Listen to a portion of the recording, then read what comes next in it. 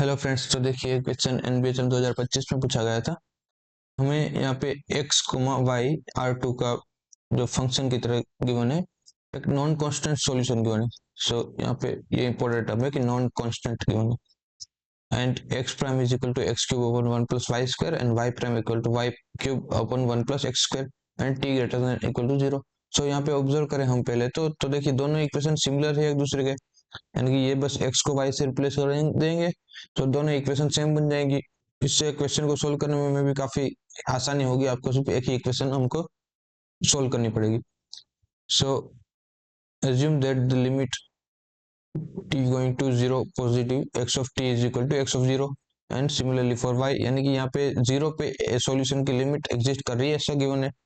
And let t, यहाँ पे हमें सेट डिफाइन किया हुआ है t is equal to all those t greater than equal to 0 such that कि जो हमारा सॉल्यूशन है x of t and y of t ये वापस जो भी इनिशियल पॉइंट है वहां पे रिविजिट कर रहे हैं।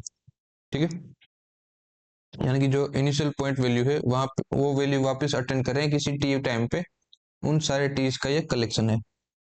सो सबसे पहले देखिए कैसे सोल्व करेंगे। यहाँ पे जो हमें इक्वेशन गिवन है पहले तो उनको एनालाइज करते हैं। ठीक है, यहाँ पे अगर इस इक्वेशन को लिखे तो x prime is equal to x cube upon 1 plus y square and y prime is equal to y cube upon 1 plus x square. ठीक है, दोनों इक्वेशन एक दूसरे के सिमिलर है, यहाँ पे सिर्फ एक को ही एनालाइज करेंगे तो भी चलेगा। सो सबसे पहले देखिए यहाँ पे डिनोमिनेटर को देखिए, यहाँ पे जो एक्स के अलावा वाई की टर्म है। ठीक है, सो सबसे पहले तो वाई स्क्वायर है यानी कि एक पॉजिटिव हो गया, प्लस 1 गिवन है यानी पॉजिटिव वैल्यू, ये पूरी क्वांटिटी तो यहाँ पे पॉजिटिव हो गई। सो यहाँ पे एक्स प्राइम की साइन किसके ऊपर डिपेंड करेगी, एक्स क्यूब के। ये तो हमारा सबसे पहले ऑब्जर्वेशन होना चाहिए यहाँ पे। ठीक है, यानी कि अगर इसको अच्छे से लिखें सो अगर x इक्वल टू 0 हो गया सो x प्राइम इक्वल टू 0 हो जाएगा, और x ग्रेटर देन 0 है इसका मतलब x प्राइम ग्रेटर देन 0 होगा, और x लेस देन 0 है इसका मतलब x प्राइम भी लेस देन 0 होगा, क्योंकि यहाँ से दोनों की साइन सेम रहेंगी। ठीक है, एंड सिमिलरली फॉर y, ठीक है यही सेम चीज हम सिमिलरली फॉर y भी लिख सकते हैं। ठीक है, क्योंकि फॉर्मूला सेम है, यहाँ पे भी 1 प्लस एक्स स्क्वायर है, पूरी क्वांटिटी यहाँ पे पॉजिटिव हो जाएगी, इन दोनों की साइन सेम रहेगी। सो y के लिए मैं अलग से लिख नहीं रहा हूँ। ठीक है, यहाँ पे x के लिए ये लिखा है, यही सेम चीज y के लिए भी फॉलो होगी। सो अभी यहाँ पे अगर इस केसेस को हम अच्छे से ऑब्जर्व करें, यहाँ पे पहला केस क्या हो जाएगा, अगर इफ सपोज कि x of t not is equal to 0 for some t not. ठीक है, कोई टाइम t नॉट के लिए यहाँ पे सपोज कि x ऑफ t नॉट 0 हो रहा है, सो उस केस में हमें यहाँ पे क्या मिल जाएगा, इस हमारी जो भी कंक्लूजन निकाला है उससे हमारे पास x prime of t not equal to 0 आ जाएगा। ठीक है, क्योंकि यहाँ से पहली कंडीशन से हमें यही मिल रहा है। एंड हमारे पास जो इक्वेशन है यहाँ पे x prime equal to x cube over 1 plus y square. So इस फंक्शन को देखिए, यहाँ पे एक पॉलिनोमियल है एक्स क्यूब में। ठीक है, यहाँ पे भी ये पूरी एक बाउंडेड क्वांटिटी हो जाएगी अगर वाई, सो ये पूरा एक C1 फंक्शन इसको हम कह सकते हैं। ठीक है, और यहाँ पे अब स्टैंडर्ड रिजल्ट यूज करेंगे, कौन सा रिजल्ट हम कह सकते हैं, यहाँ पे पिकार्ड लिंडेलोफ थ्योरम है। ठीक है, इसको आप यूज करेंगे, काफी इजी है। यहाँ पे बस इस फंक्शन को आप देखेंगे, लिपस्टिट में लोकली लिपस्टिट आप दिखाएंगे तो इससे हमें क्या मिल जाएगा, हमें इसका सॉल्यूशन है वो एग्जिस्ट एंड यूनिकनेस मिल जाएगी इससे। ठीक है, हमारे पास यही मेन रिजल्ट होता है इस थ्योरम से कि ये इस इक्वेशन के पास एक यूनिक सॉल्यूशन होगा। ठीक है, ये मैंने काफी बार यूज करके दिखाया भी है, इसलिए मैं यहाँ पे अप्लाई करके नहीं दिखा रहा हूँ। आप सिंपली पिकार्ड लिंडेलोफ थ्योरम जो भी है इस फंक्शन पे आप अप्लाई करके देखेंगे सो आपको ये कंक्लूजन मिल जाएगा कि इसके पास यूनिक सॉल्यूशन होगा। सो देखिए यहाँ पे हमारे पास क्या मिला कि x of t not equal to 0 है। सो इससे इंप्लाई किया कि x prime of t not equal to 0 होगा, यानी कि जो हमारा एक्स ऑफ टी है वो कोई कांस्टेंट होगा यहाँ पे। ठीक है, और सिंस कि ये x of t not equal to 0 है इसका मतलब क्या हो जाएगी, एक्स ऑफ टी कांस्टेंट है और वो कांस्टेंट किसके इक्वल हो जाएगा, 0 के इक्वल, यानी कि एक्स जो हमारा सॉल्यूशन है वो आइडेंटिकली इक्वल टू 0 है।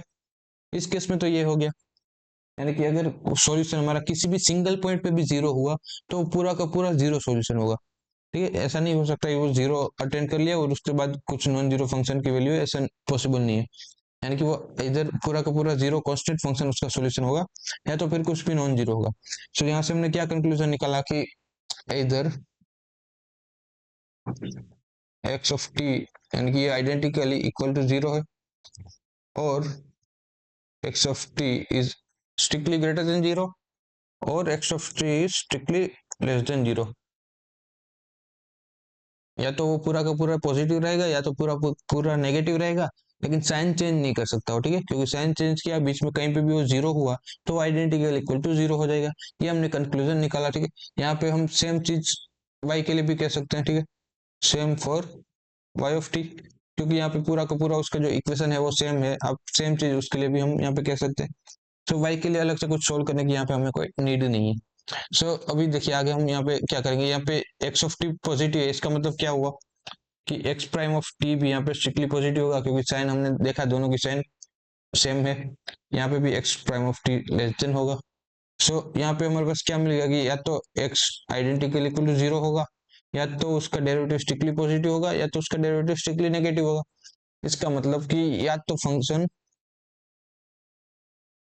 आइडेंटिकल इक्वल टू जीरो है, और solution is strictly monotone. Strictly monotone का मतलब या तो वो स्ट्रिक्टली डिक्रीजिंग है या तो स्ट्रिक्टली इंक्रीजिंग होगा, दोनों में से कोई एक पॉसिबिलिटी है, ठीक है। या तो आइडेंटिकल इक्वल टू जीरो हो सकता है, ये तीन केसेस है। बट हमें क्वेश्चन में देखिए कि यहाँ पे एक्स ऑफ टी और y of t R two में क्या गिवन है, नॉन कांस्टेंट गिवन है, नॉन कांस्टेंट सॉल्यूशन गिवन है, यानी कि हम इसको तो कंसीडर कर ही नहीं रहे हैं इस क्वेश्चन इस केस को कि x of t identical equal to zero हो जाए या तो किसी भी कांस्टेंट के इक्वल हो जाए। यहाँ पे हमारे पास आंसर क्या मिला कि x of t is strictly monotone function, या तो फंक्शन या तो सॉल्यूशन कह सकते हैं ऑफ ओडी। तो हमें पता है कि कोई भी स्ट्रिक्टली मोनोटोन फंक्शन हो वो किसी भी पॉइंट को एटमोस्ट वन बार ही अटेंड कर सकता है। हमारे पास रिजल्ट क्या होता है यहाँ पे कि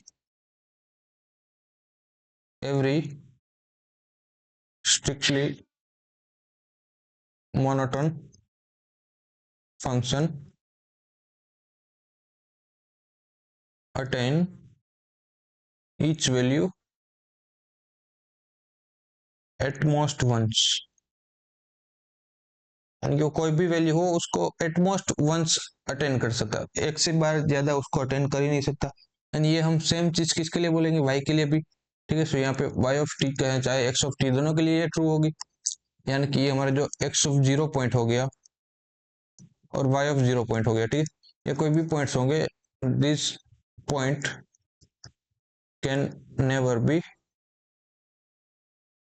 अटेंड अगेन, क्योंकि ये हमें स्ट्रिक्टली मोनोटोन फंक्शन है तो वो वापस कोई भी पॉइंट दो बार या एक से ज्यादा बार वो अटेंड कर ही नहीं सकता, एट मोस्ट वन कर पाएगा।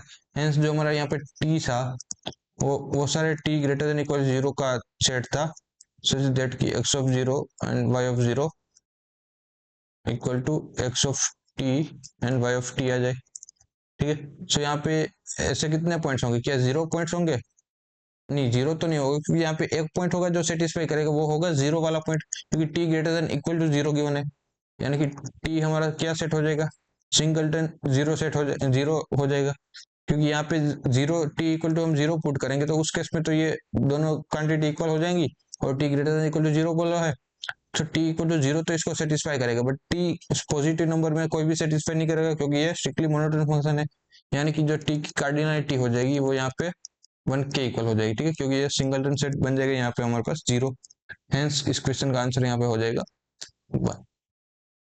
So thank you for watching this video. अगर सॉल्यूशन आपको हेल्पफुल लगा हो तो लाइक और सब्सक्राइब कर देना।